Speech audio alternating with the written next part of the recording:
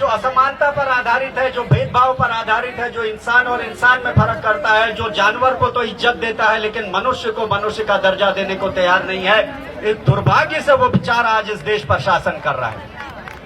मैं आप लोगों से अनुरोध करना चाहता हूं, इस लड़ाई को इतना आसान मत समझिएगा, क्योंकि आज वो लोग सत्ता तक पहुंच गए हैं जो कसम खाकर बड़ी रणनीति के तहत काम कर रहे हैं। हम जो ये इकट्ठा हुए उन्हें इससे कोई बहुत परेशानी होने वाली नहीं है।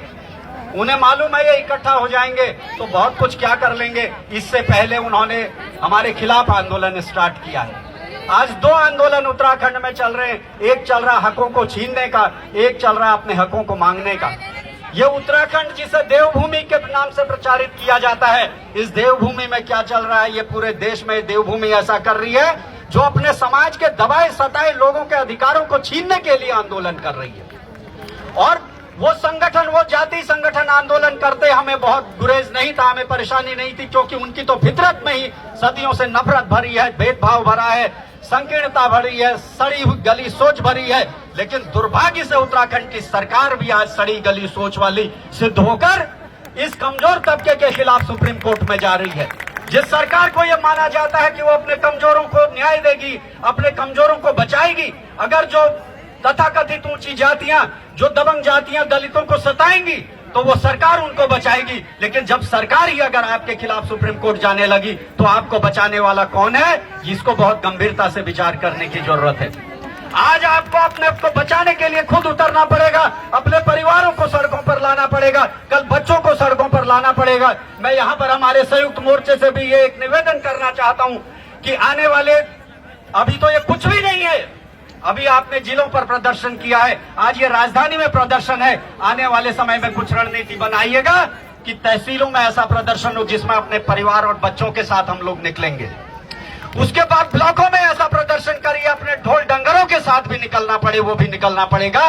तब कहीं इस सरकार की अगर कान में जू रेंगेगी, नहीं तो ये सरकार इतनी आसानी से मानने वाली नहीं है, क्योंकि वो कसम खा के 100 साल से मेहनत कर रहे हैं कि हम किसी तरीके से, उन्होंने 2025 का टारगेट रखा है, उन्होंने 2025 का ये लक्ष्य रखा है कि हम बाबा साहब के संविधान को हटाकर इस देश में मनु का संविधान लागू करेंगे।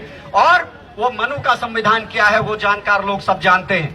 हमें बहुत तेजी से काम करने की जरूरत है। साथियों, मैं आज हमारे सभी भाइयों का, यहाँ पर करम राम जी का, मदन शिल्पकार जी का, संजय भाटिया जी का, विनोद जी का, ज्ञानचंद जी का और सभी साथियों का बहुत हृदय से आभारी हूं कि आप लोगों ने जो अभूतपूर्व एकता और प्रेम का परिचय दिया है, ये अपने आप में एक मिसाल है। और इसी एकता और प्रदर्शन को हमें अभी अपने जिलों में भी करना पड़ेगा। एक थोड़ी सी बात मैं कहना चाहता हूं, जैसे नदियां होती हैं छोटी छोटी, हमारे पहाड़ों में गाड़ गधेरे निकलते हैं, उनके नाम होते हैं, नदियों के कोई नाम होते हैं, लेकिन जब वही नदियां सागर में मिल जाती तो उनका कोई नाम नहीं होता, वो समुद्र कहलाती हैं।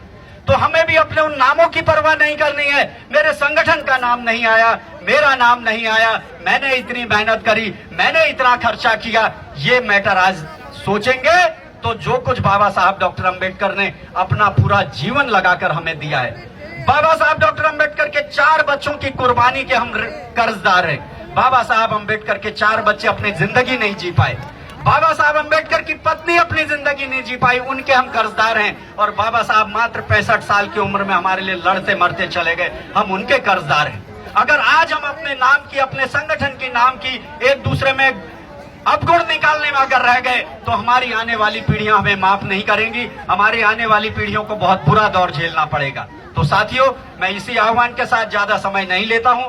आप लोगों का ये संगठन बना रहे, आपने ओबीसी समाज को भी इसमें शामिल किया है, माइनॉरिटी को भी किया है, ये सभी वंचित वर्ग हैं, ये न्याय की लड़ाई लड़ रहे। न्याय प्रकृति का सिद्धांत है, प्रकृति बारिश बरसाती है, किसी की जाति देखकर नहीं बरसाती है, सबके लिए बरसाती है। प्रकृति ने हवा दी है, सबको समान दी है। तो ये समानता और न्याय की लड़ाई है, इसमें निश्चित रूप से कुदरत भी आपका साथ देगी, सारी परिस्थितियां हमारा साथ देंगी, लेकिन हमको मिलकर चलने की जरूरत है। और इस देश को बाबा साहब के सपनों का भारत फिर से बनाना है, तथागत बुद्ध के सपनों का भारत बनाना है।